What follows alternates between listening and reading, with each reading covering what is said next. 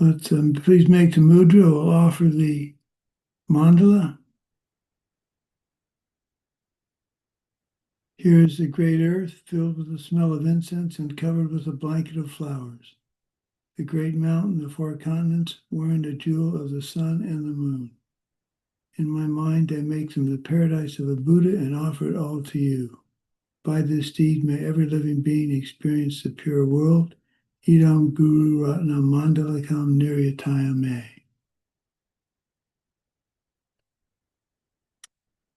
And now we'll go for refuge.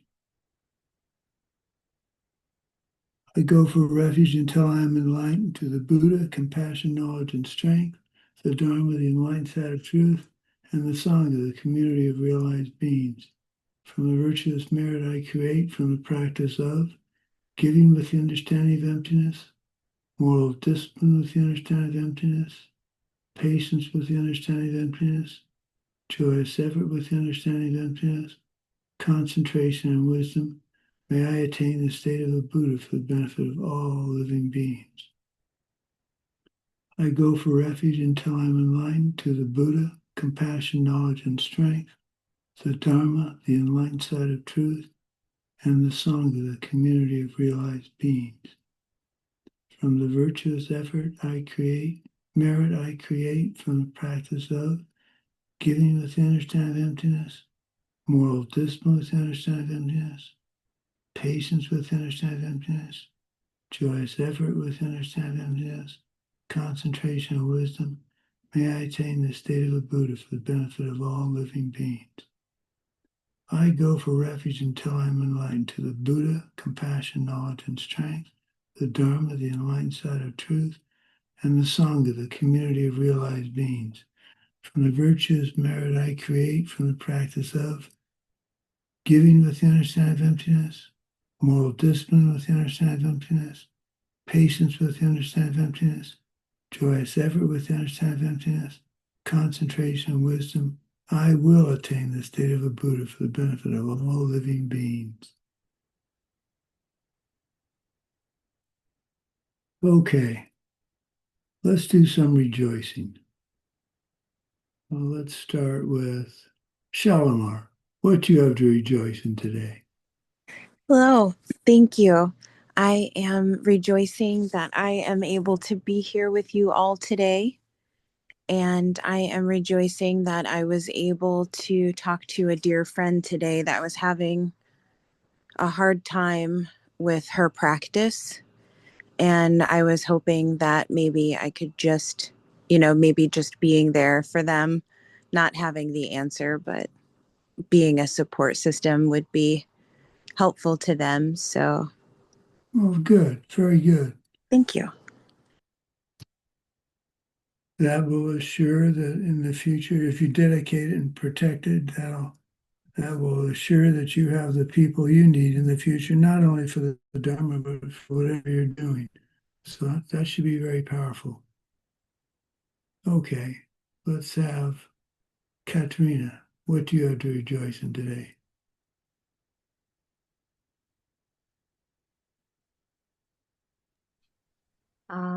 Hello, everyone. I'm rejoiced to see you all, that we have a new ACI course. Can please help me translate?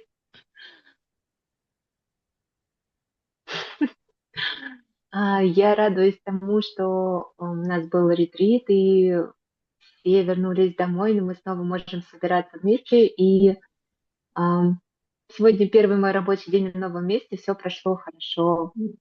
Вот, я радуюсь. И 1 сентября дети пошли в школу, у них тоже все хорошо. Спасибо.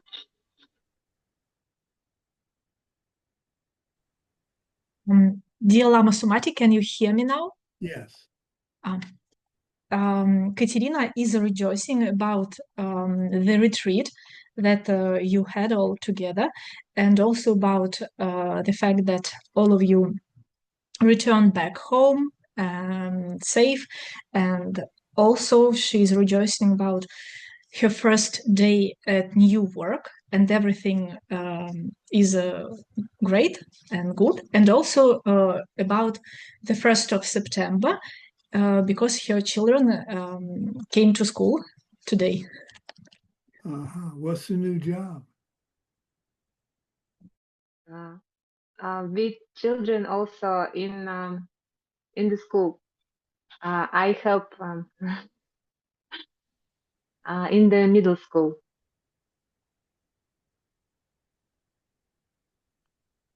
I didn't hear. You're working in a middle school? Yes. Yeah, I don't hear you, Natalia. Oh, dear Lama Sumati, Ekaterina was continuing in English. So she has told one part in Russian and then she continued in English. And I also have heard that she's working in a middle school helping with children. Wow. Somehow. Good. That must be fun. This is the same school as your children? Or are your children out of middle school now? No, different schools. No, it's a different school. Oh. Okay, well, I hope you continue to enjoy working there for a long time. And it must be nice to have your children back in school. How old are your kids? Daughter is 9 years old and the son is 12 years old. Wow. Excellent. Okay, let's move on to Lydia. What do you have to rejoice in today? Hello, dear Lama Sumati. Hello, everyone. I still rejoice our retreat in Armenia. I'm so happy that I met you personally with your beautiful wife. It was unbelievable, and I was so excited. I'm rejoicing that my practice became better after this retreat, and I hope it will be better, and better every day. And that's it. I was just so happy to see you. Thank you very much. Oh, thank you. And don't forget, you've got a video you're going to be sending me in a live transmission.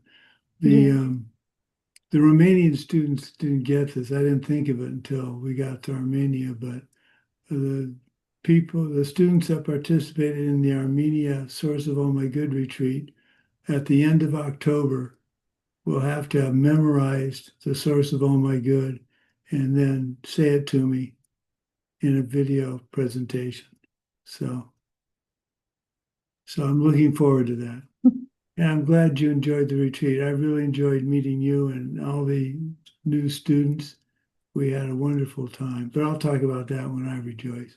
Okay, let's see who's next. Daria, what do you have to rejoice about? Good morning, Venerable Sumati. I rejoice to see you and your wife today. In my time in the morning, I see her in ACI 10, and I'm happy. And I'm happy to see your cheerfulness. And you my ideal, because I am always, oh my God, I can't, but I'm very happy. And second rejoice, I tried to serve my two Buddhists. It's my mother and my aunt. She come to us in in Feist, and now she is staying with us, and I help my mother and my aunt. I tried. Very good. Those are powerful karmic objects. You're setting the seeds for having the care you need in the future. So very good. Very good. Okay, Anna. Hello, dear Venerable Sumati. Hello, everyone. About my rejoicing, first of all, I I'm very glad that we continue our courses, ACI courses with you. I like them very much, our classes and our small but strong team. We moving in right way, I think. I feel you. And the second, my close friend, she was moving from one flat to another one, and I was helping her because I have a car, not too big, but it's a small hatchback. And it was very funny story because she has so many things, suitcase, many different bags, paper bags, plastic bags, fabric bags, small, big. And we try to manage all this stuff and put it in my car. Yeah. It was the full trunk. It was mostly full car interior. I don't know, maybe it's in English.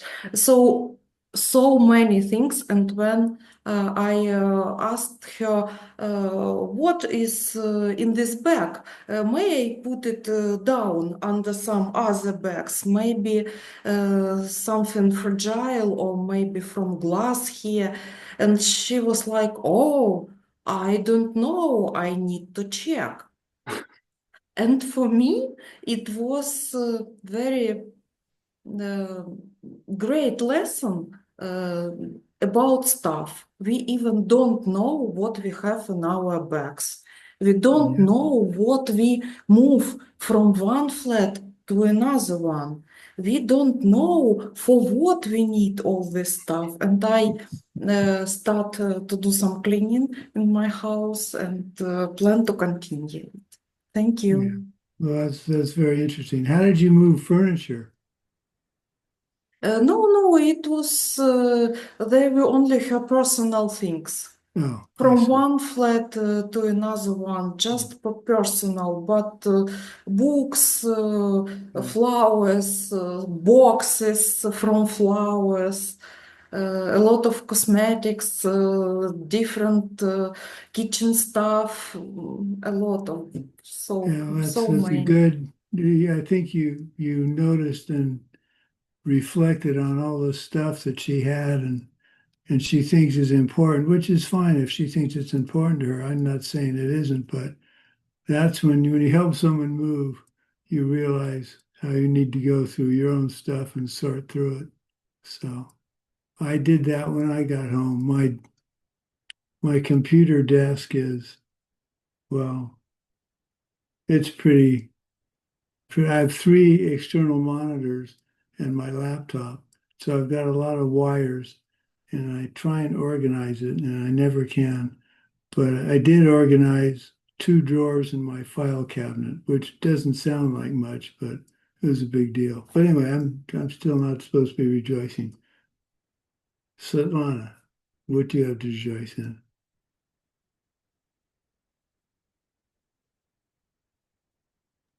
Hello, the Lama Sumati. Hello, everyone. I also would like to rejoice about our retreat, the source of all my good, and especially about what kind of changes it brings to our lives.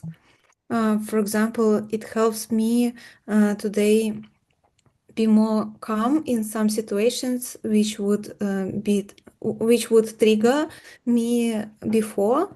And also I'm rejoicing in putting into practice those wisdom that we were studying, like when different people are asking something to do, instead of be irritating and anxious, choosing like remembering something kind of 3 spheres, like remembering it's a chance to serve them and doing it with a joyful effort.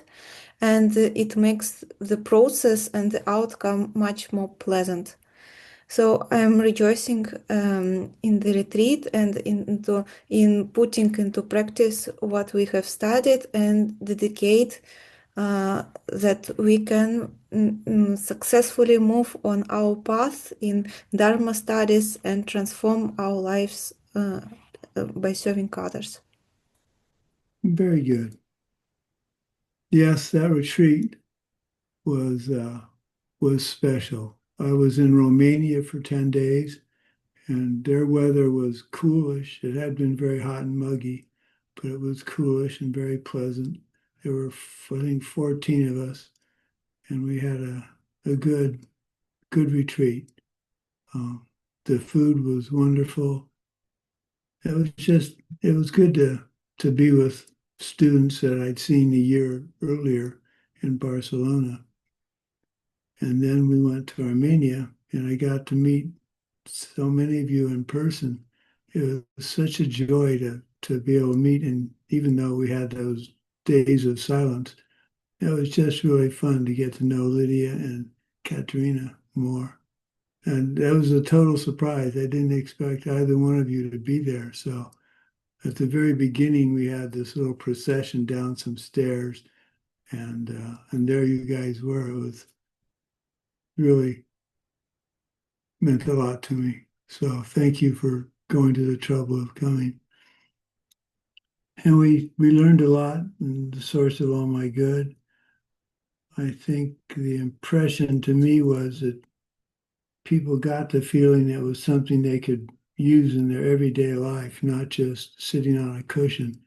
And that was very important to me that happened. So excellent. And my wife has been asked to go to Malaysia for the Phoenix teaching and serve as one of the teachers in Malaysia. So in October. So that's an extraordinary honor for her. They didn't ask me, but that's okay. I'll go to Phoenix anyway. So that's, I'm really, really very pleased. I'm very proud of my lovely wife and her teaching, and this is another way of acknowledging that. So, okay. So, course 9, the ethical lifestyle. First of all, let me see if I can, not yet. I'm going to do a little bit of definition here. We talk about sutra in 3 ways in this teaching. The sutra can be the open teachings of Lord Buddha. It can be a short book, or it can be one of the 3 great collections of Buddhist scriptures. The purpose of this course is to study the Buddhist version of ethics, which in Vinaya is Vinaya in Sanskrit and Dolwa in Tibetan. And it's how to lead a moral and karmically productive life. And the key is moral and karmically productive. You can lead a moral life and not have it be karmically conducive, because you don't understand the relationship between karma and emptiness. So we'll be discussing that.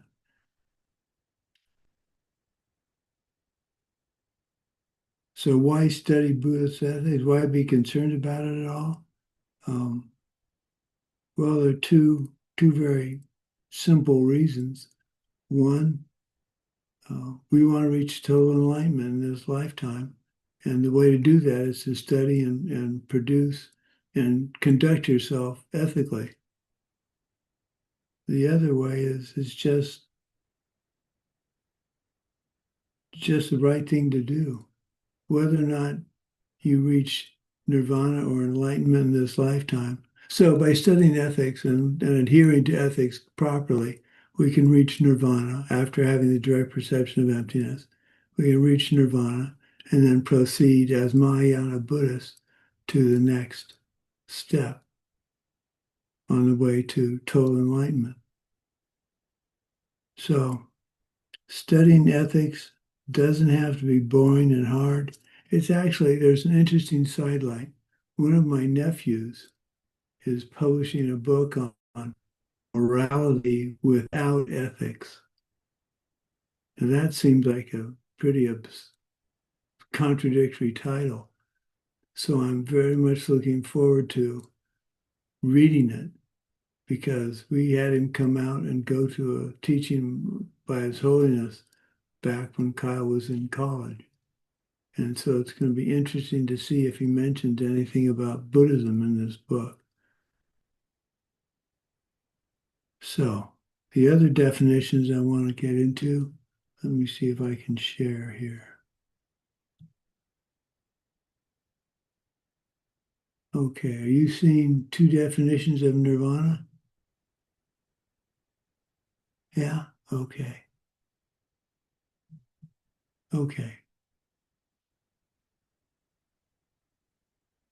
So we have the standard definition. Nirvana is a cessation which comes from the individual analysis and which consists of having eliminated the mental affliction obstacles in their entirety from your mental stream. So what does that mean? Well, there are two meanings. The first one is you no longer have mental afflictions. You no longer get angry. Just imagine what it would be like to be in a world situation where someone could come up to you and say something, and instead of getting angry, you'd have a solution, a peaceful, happy solution. I try and think of that. And I'm a reasonably happy guy most of the time, but there are days when I'm not quite as happy as I should be. So it'd be nice not to have those mental afflictions. The other definition, let me see if it's there. Oh, and here the individual analysis means realizing the four Arya truths one by one after seeing emptiness directly. For this course, nirvana is escaping from samsara, not just as apparent world around us, but also in our own mind and body. We have to remember samsara is not self-existent. It's not where you go to sit in full lotus and think good thoughts. Escaping samsara is escaping this world of ignorant thoughts that lead to suffering. And we really, really, really, that's what we were discussing about renunciation in the retreat. Renunciation seems to me to come about through our ignorant thought process. And once we have the wisdom of understanding to the best level we can, karma and emptiness, we should, I hope, so clearly see that the past is our present and the present is our future. That seems really simple, but it's, well, I hate to use the word profound, but it's profound to me because when I get sad, I got sad yesterday about my Parkinson's and having to have somebody attend to me when I go to something like the Phoenix teachings or the retreat teachings. It saddens me that I can't do that stuff anymore.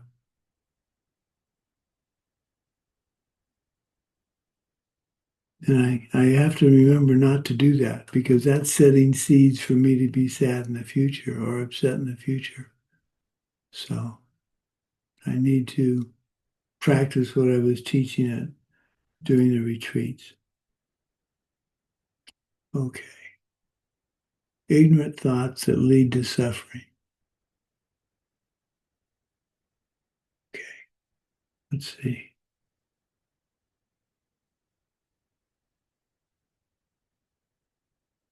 Our bodies and minds are samsaric. They also are suffering. Our body is suffering because of its impure causes.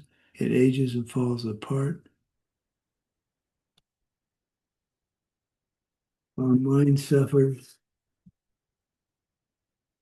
because we're never satisfied. I was reflecting on that recently, and I think I'm pretty satisfied. I don't have to go buy the newest computer equipment or the newest phone.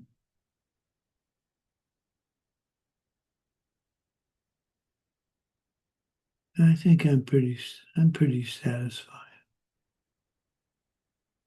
So I don't have in front of me this need to achieve, or well, I do have the need to achieve, but I don't need to possess a lot of things. So like Anna's friend, if I had boxes full of or bags full of stuff that I didn't know was in them, then I would think I didn't need that anymore. In fact, when we've moved in the last 20 years, we have a rule that if we haven't used the item in 6 months, we seriously need to consider not moving it, to getting rid of it.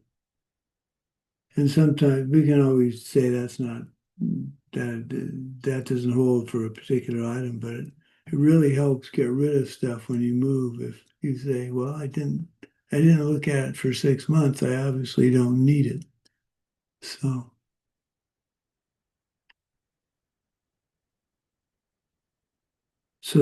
another definition of samsara is anything that upsets your peace of mind. And that's also the definition of a mental affliction.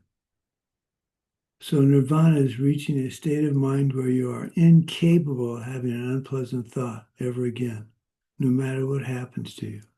Your mind just does not get upset. To get there, we're going to need to perceive emptiness directly. And to get there, we need to work on our ethics. There are 3 trainings that are necessary for the direct perception of emptiness. And we talked about these in the teachings. And here we're doing it backwards. The 3 trainings are usually done in a different order. We're doing it backwards here.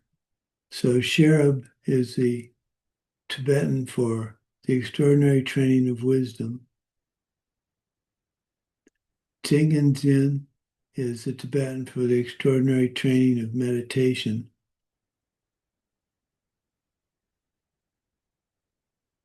And Sultram is the extraordinary training of ethics that's taught in the Vinaya. So the analogy here, well, first of all, let's go through this. This seems to be repetitive. I didn't have a chance to look this up, but the Tripitaka, or the 3 baskets, Dowa, is Tibetan for vowed morality. There are 8 sets of vowed morality, 3 for lay persons and 5 for the ordained. Dode is a training on concentration, and Gunpa is the training on wisdom, the Abhidharma group of sutras.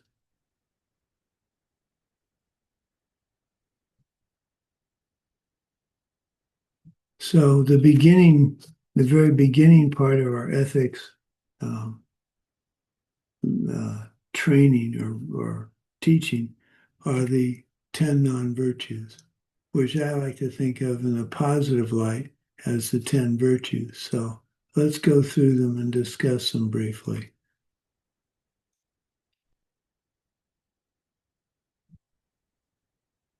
Three involving body, killing. This usually refers to killing a human or a human fetus. I extend it to mean killing anything. Stealing. This usually refers to stealing something of value, and that's often given $1 or a ruble amount. But stealing, think for a minute about stealing. Wasting someone's time is stealing time. That's no worse. And sometimes, actually, I think that's worse than stealing something of monetary value. Taking that which is not given, that's another way to define stealing.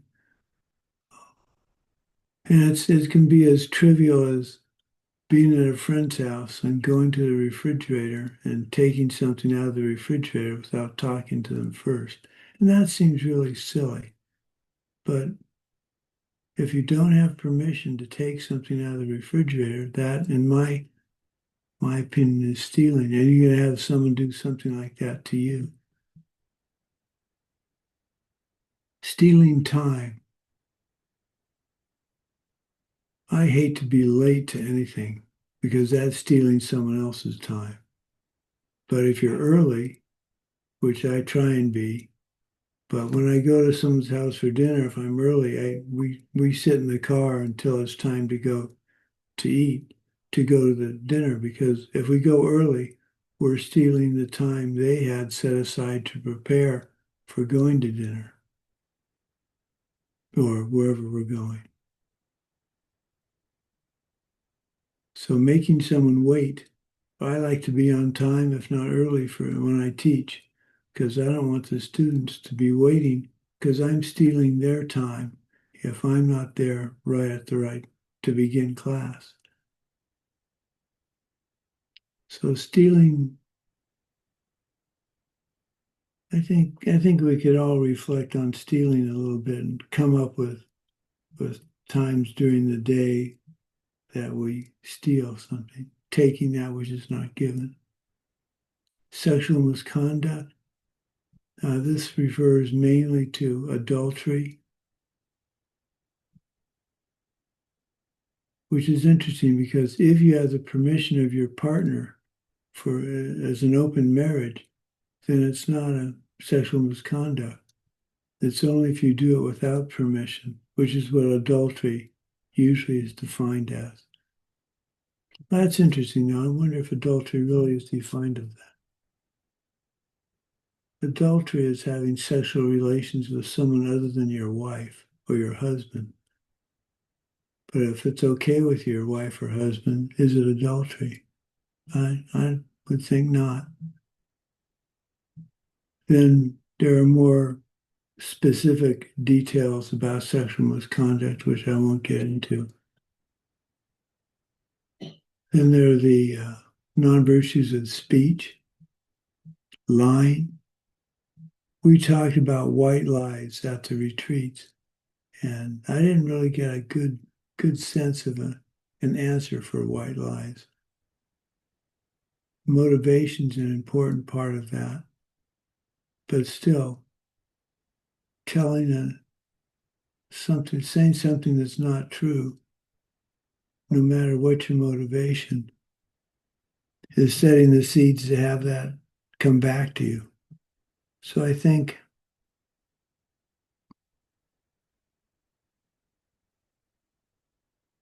finding yourself about to say something that would be a white lie, see if you can change the what you're saying. What would be a good example of that?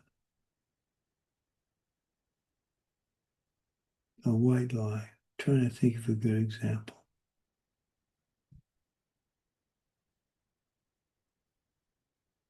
Well, this will sound pretty trivial, but if someone asks me how something tastes, I can say it tastes great, but that would be a white lie because I don't taste anything anymore. I don't smell pretty much anything anymore. So now when someone asks how the food was, I say, well, I can't taste it, but the texture was interesting. Then there's no white lie. Now, how big a white lie is me to say, oh, it tastes fine? Well, as we know, little karmic deeds, misdeeds, grow quickly into big ones. So you just have to be careful. Divisive speech.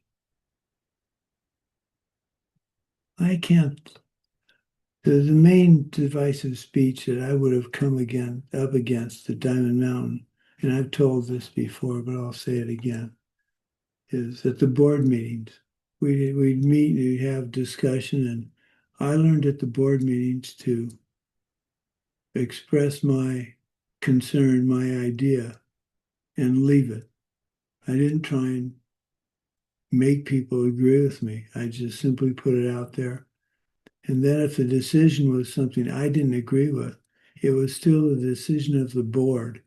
And rather than when someone asks me, so what do you think of this decision? Instead of saying, well, I thought it was dumb and here's what I would have done, that's divisive.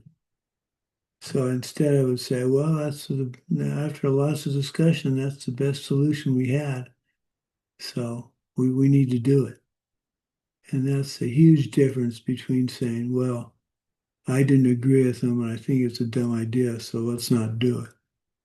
Now, these examples seem to be trivial, but this is the kind of detail and thought process that I try and go through, so that I'm setting the seeds, karmic seeds that I'm interested in setting. That's the detail I try to what's the term? I try to impress upon my students is really think about everything you're doing. I don't think, well, I don't lie and I don't do divisive speech.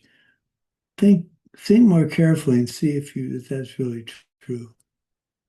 Harsh words, that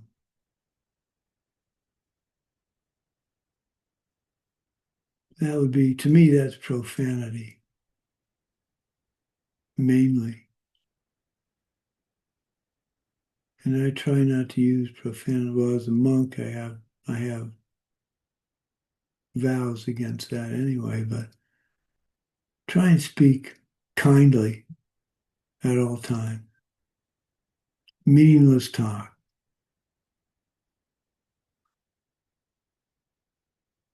I think we probably all know people that talk well, here's the thing for me. It doesn't so much meaningless talk as it's well, it's almost rude. So if I'm talking to Lydia at a teaching and we're having a good conversation and Svetlana comes up and stands a respectful distance away, instead of doing like many people I know where Lydia and I will keep talking, ignoring Svetlana, I would say, hang on a minute, Lydia. Svetlana, we're discussing, we'll be done in about 5 or 10 minutes. And then Svetlana would hopefully turn and let me continue my conversation with Lydia. Instead of what many people do is they just keep talking to Lydia. They don't acknowledge Svetlana. And I think that's just rude. So there must have been many times in my past lives that I did that because I come up against that. And it's such a simple thing to acknowledge the person's presence and say you'll get back to them. But again, meaningless talk. Who cares? Well, as bodhisattva wannabes, we need to care. And how does meaningless talk, how does it relate to a conversation? Well, as far as Svetlana is concerned, what I'm talking to Lydia could be totally meaningless to her. And she could be thinking, well, why don't they get that done and get to the important stuff? So make sure when you're talking, you're contributing something. A good example here would be politics. I can complain all I want about President Trump or President Putin or any of the people involved in war now or famine. And it's meaningless talk unless I have something to contribute to it. I have a solution. So there's a trouble with immigration at our borders. And I can say, well, immigration's really bad. We need to do something about it and leave it at that. Or I can say, we need to streamline the rules. We need to make it easier for people to get into our country so they don't go to the expense of coming in illegally.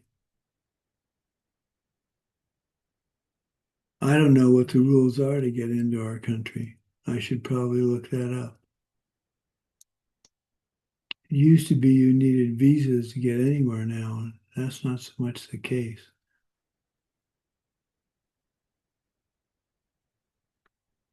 meaningless talk. If you're going to I think I'd put complaining under this. There's nothing wrong with a complaint in my mind if you have a solution. But if you're just complaining, that ends up to me being meaningless talk. Okay, next. 3 of involving thought. Coveting, commonly thought of as jealousy.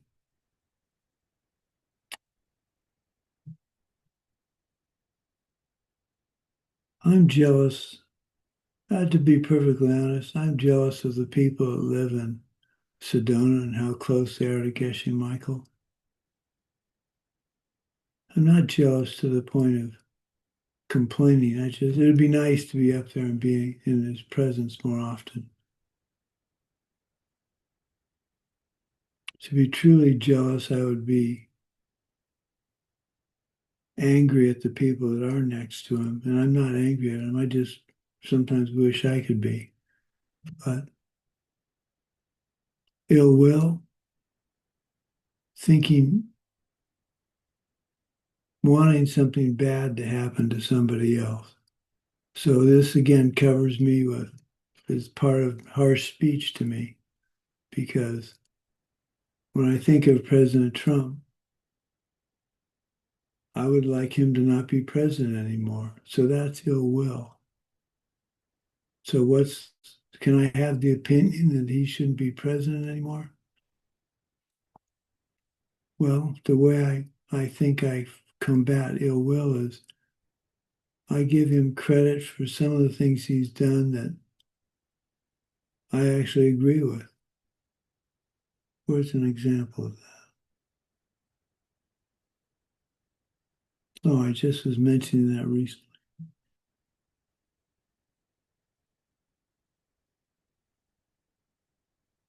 No, what was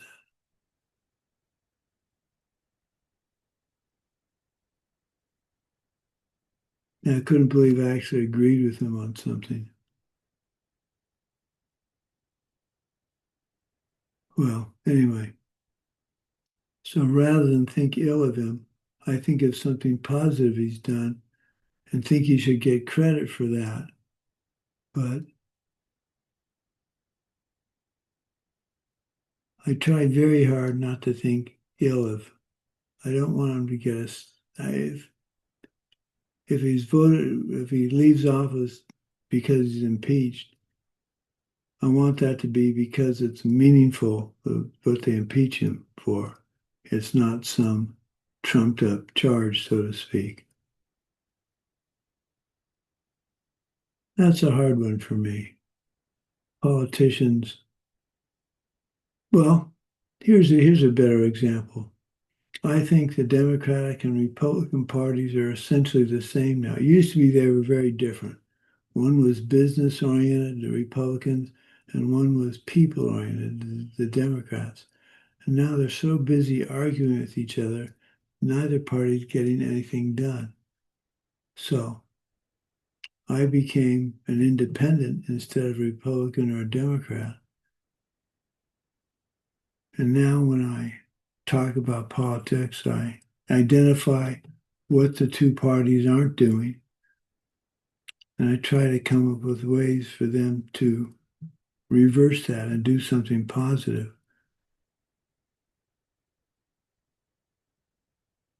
It really makes you stop and think about ill will when you're actually trying to find examples of when you've thought or spoken in an ill will method.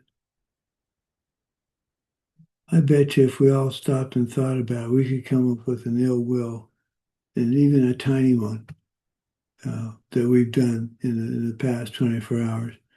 And I keep saying tiny ones because I'm trying to emphasize that even the small karmas we generate grow, as we know, grow and grow and grow.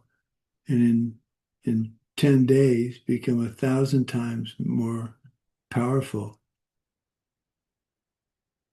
And that's kind of scary.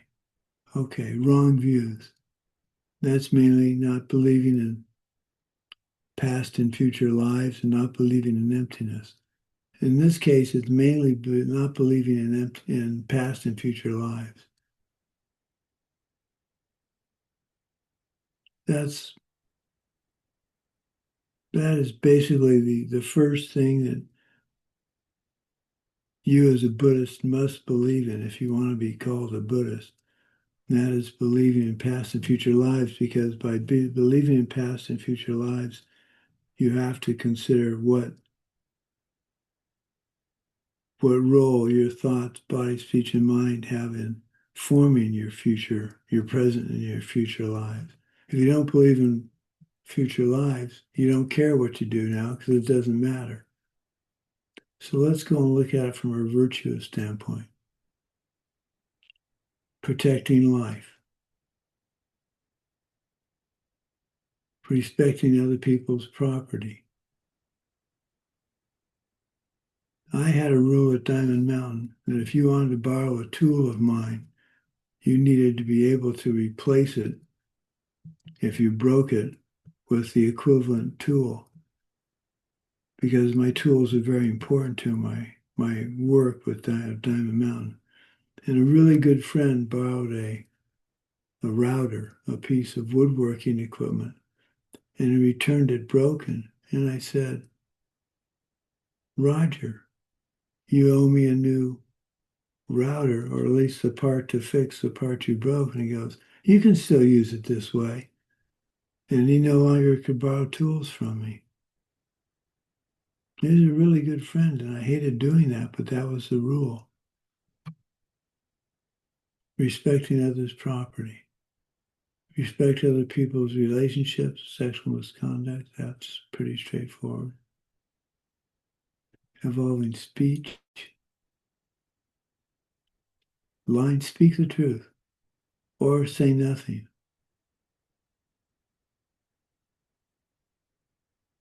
I think that's where white lies come in. You think you have to say something, so you tell a white lie. Speaking constructively. Always have a solution if there's a problem, even if it's way out in left field, doesn't make much sense. Have a solution. Speaking kindly. That's pretty obvious. Speaking mindfully.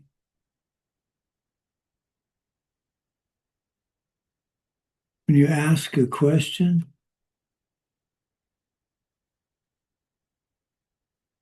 well, think of sometimes a student will ask me a very long question, and what they're really doing is telling me what they think in such a way that it's better than what I think. And I'm open to I love having students ask difficult questions or question what I teach. I really enjoy that. But you have to speak mindfully. Your words have to mean something.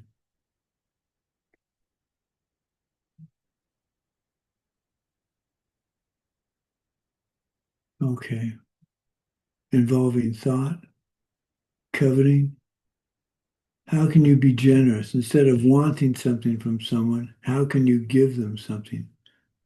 How every day can I be generous? That doesn't mean you have to give money or material things. You can open the door for someone.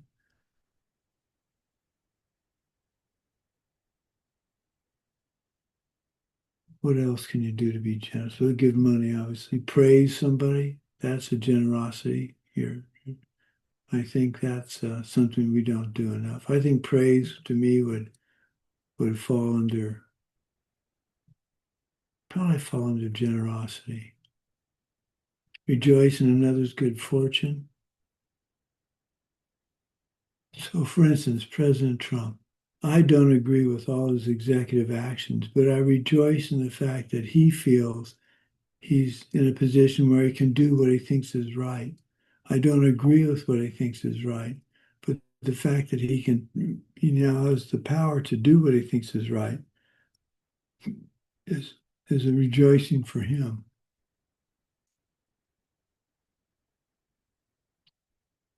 Harm and its consequences. Boy, just have to really, really keep that in the forefront of your mind. And as I've said before, I find that to be quite liberating. Knowing that my past is my present and what I do in the present is making my future empowers me to do the best I can now so that my future is much more bright. I would love to know what I did in the past to make Parkinson's so I can be absolutely sure not to. But I think it was a lot of being inconvenient to other people in even small ways that ended up with being Parkinson's. Okay, what's next? What do you got here?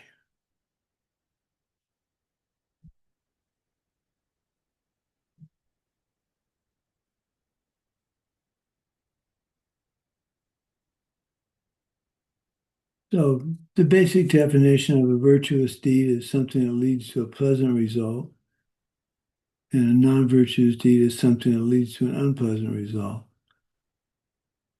But you have to keep in mind that what's pleasant for me may not be pleasant for you. So how can one thing be two things at once?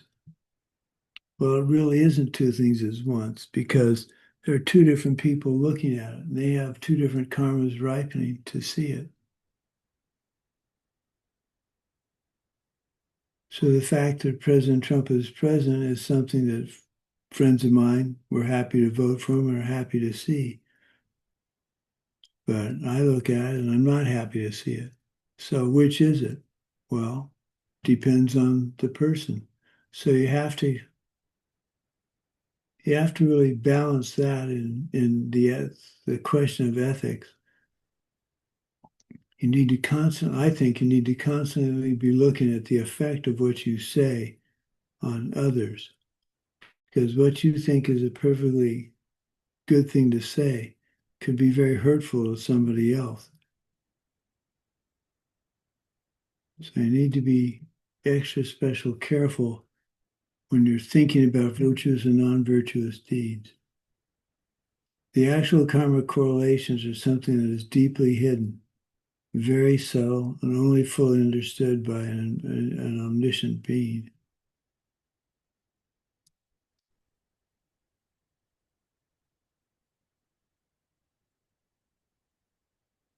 So, what do we got next? Oh, I'm a little bit ahead of myself here. In his epistle, which is one of the references for this class, Tsongkhapa mentioned that even in his time, few people recognized that the extraordinary training in meditative concentration had to precede the extraordinary training in wisdom.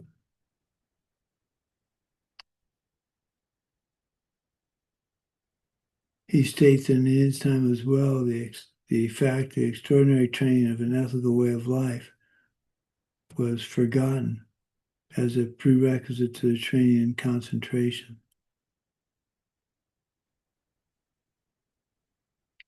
There are 84,000 variations of mental afflictions, things that lead you against a ethical lifestyle. Some people have often wondered about how the various vows for monks and nuns and lay people came about. And I read in one of the sutras that Lord Buddha just didn't write down a list of 84,000 things. What happened was he noticed among the ordained a problem, and he would write a vow that would correct that. So what's a good one? As a monk, I can only possess so much cloth for making robes. Back in the day, they didn't wear a polo shirt in the right color. They wore their robes all the time. And so there was a tendency, apparently, for some monks and nuns to have piles and piles of cloth, which they couldn't use. But they kept it anyway. So now so Lord Buddha wrote a vow that said you can only have, I can't remember exactly because it's the difference in time frame, but you can only have an extra pair of robes. You can't have 5 extra pair. So he didn't just think of that one day. That was a result of a condition that was brought about in the livelihood of the monks and nuns. The one about drinking is fairly obvious. He noticed that monks and nuns were getting hammered, and he said the solution to that is you can't drink alcohol. Well, speaking of that, I had a very interesting thing happen on the airplane coming home. I like the tomato. In a Bloody Mary, there's a tomato juice, spicy tomato juice. That's kind of peppery and kind of well, spicy. And I like that without the alcohol. So I asked the stewardess for a spicy tomato drink. And I didn't watch, but she made me a Bloody Mary with alcohol. So she hands it to me. I took a sip and immediately recognized it had alcohol in it. And I just thought that was really strange. So I said to her, she went by, and when she came by again, I said, "Excuse me, but you made me a Bloody Mary, and I asked for the spicy tomato juice." And she was horrified. She said, "Well, I'm so sorry." And I said, "Well, it's been approximately 20 years since I had a drink of alcohol." And she got really mortified. And I said, "No, it's not a big deal." I wasn't clear. Instead of making her feel bad, I tried to make her feel better by saying I must not have been clear in what I asked. So it's partly my fault. But there's an example of something happening that was bad. To her, it wasn't bad because she was serving me a Bloody Mary, thinking that's what I asked for. But I had asked for just the tomato juice. So instead of getting mad at her, I took on part of the blame so that she felt better. And I have to admit, I probably didn't say it as loud as I could have. So that's what seems to be a trivial situation, but would expand in 10 days, could have expanded into something really terrible. Okay, what else do I want to say about that? Vinaya is primarily looking at the top 7, so involving body and involving speech. Bodhisattva vows and tantric vows focus their attention on the last 3.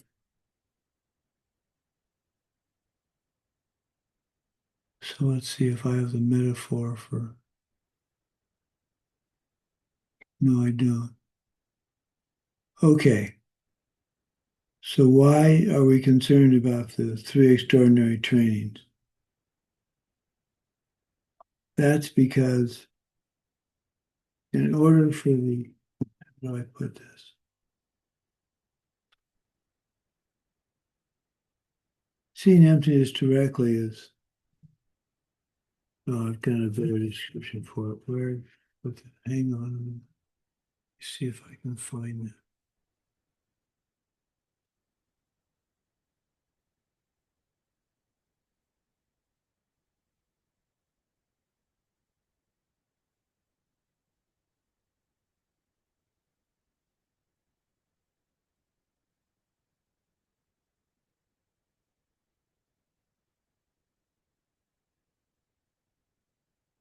No.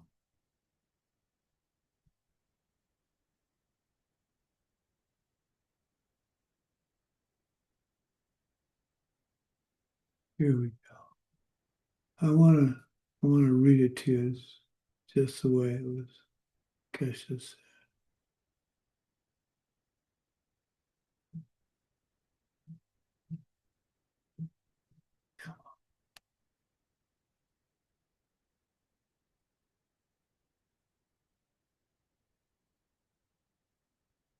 Well,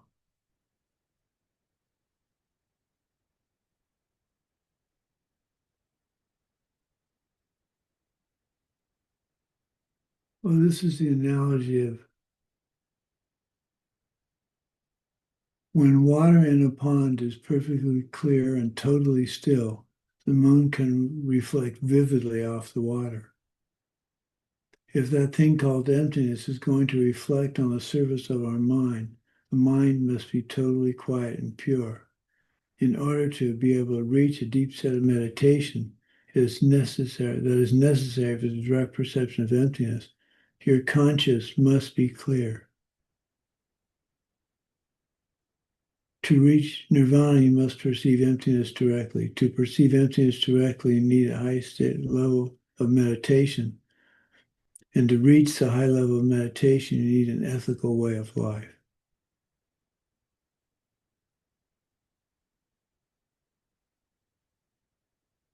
That seems pretty obvious, but I try and think when I'm meditating,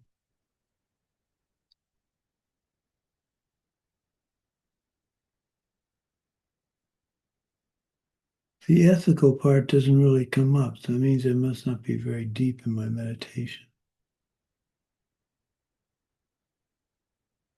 I think the ethical way of life for me at this point in my career is not so much the meditation, which is difficult for me to do because of Parkinson's, but the ethical way of life is I want to make sure that anything I've done that was unethical doesn't pop into my brain as I'm facing death, because that's going to be the karma that ripens in predominant karma that ripens in my next life. So I want to be very sure that that doesn't happen. And the way to do that is be leading as ethical a life as I can. But then I think back to my childhood and some of the stupid stunts I did as a kid and realize that that karma could be the one that ripens at the time of death. So I can't do much about that, but I can, in the present moments, act as ethically as at all possible.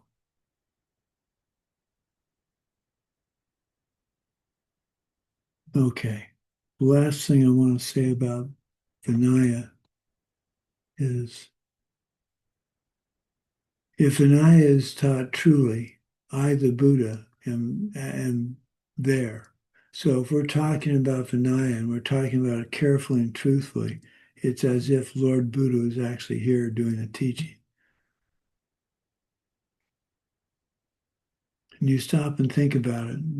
What the scriptures say from 2,500 years ago hold so completely now. It's true he doesn't talk about computers and stuff, but he talks about meaningless talk, and meaningless talk would include, to me, the amount of time you spend on YouTube. I can get caught up in the YouTube cat and dogs or parrots and dogs interaction. They have those videos of cats and dogs, a dog bringing up kittens, things like that. I found those I like watching those. I think that's quite pleasant. Or birds and cats. But you never see a cat bringing up puppies. I don't think I've ever seen it. But so that's meaningless. That's a waste of my time. It makes me feel good. But there's got to be something I can do that's better use of my time than doing that. I still do it.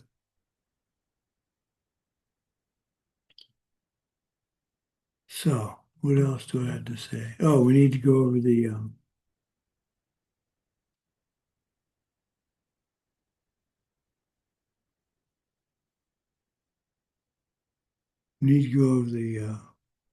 references. Let me see if Nolchu Dharmabhadra from 1772 to 1851. He says, we call Vinaya, Vinaya, and we call discipline, discipline, because the subject matter of the scriptures on discipline, which is the 7 rules and all their friends, functions to discipline the mental afflictions. So 7 rules and all their friends. So the top 7 non-virtues come about from the 3 thoughts. So the 7 non-virtues and their friends. So there are 2 root sutras we focus our attention on in this class. The Sutra of the Vowed Morality of Vows of Freedom for fully ordained monks and for fully ordained nuns. There's an early Sanskrit commentary that was given by Master Guna Prabha, Lopon Yin Tenyu. And there's the Dulway Do, the Sutra on Discipline. It's actually not a sutra, it's a short book. What other? I don't list the commentaries. They're listed in the student notes. So what else here?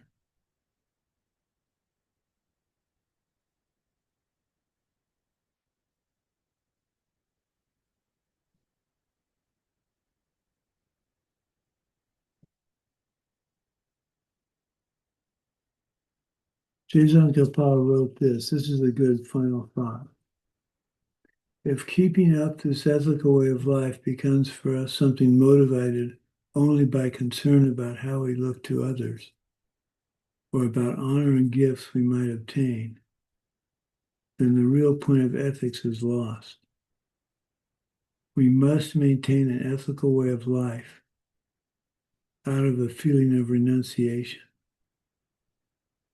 the desire to escape our present suffering condition,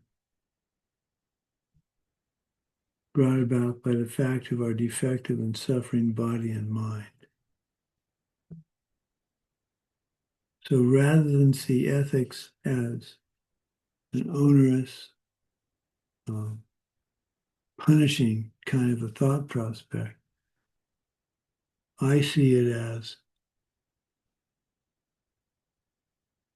the guidelines to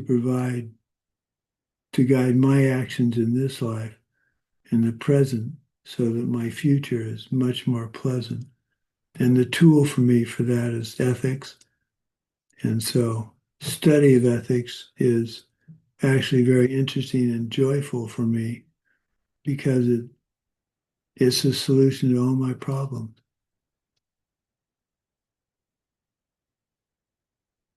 So on that cheerful note, let's dedicate.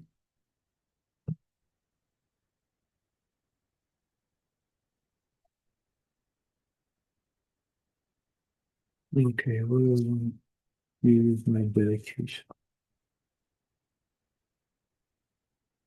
Thank you for the opportunity to get started on the Vinaya teachings. They're powerful, they're important, and it's an honor for me to try and teach this to you. O Gurus, Buddhas, Bodhisattvas, please listen to what I now say. Just as all the previous Sugatas generated the mind of enlightenment and practiced in accordance with Bodhisattva precepts, so shall I too, in order to benefit all that lives, give birth to bodhicitta and to follow its precepts. By the pureness of the power of my intentions, by the power of the blessings of those gone thus, by the power of the realm of emptiness, may all the goals that I may have and all my wishes, whatever they may be, come true with perfect ease.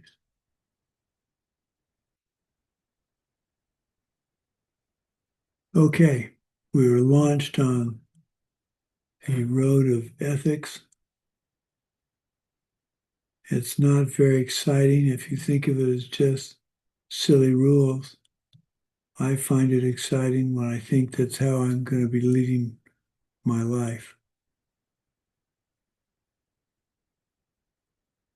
And it gives me the opportunity to investigate what I've done wrong and what I can do right.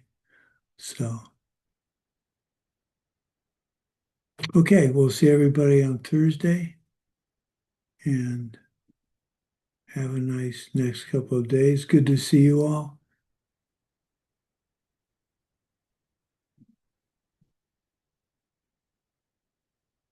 Bye-bye. Thank you, Lama Sumati. Thank you. Oh, you're welcome. Thank you, Shalimar, for coming to class. It's always brings joy to my heart to see you again. Hopefully we can set up a meeting soon. Yes, we never did do that. We need to weekends are best for me. Okay, I'll send you an email. Okay, please Okay. do. Thank you. Okay. Bye-bye, everybody.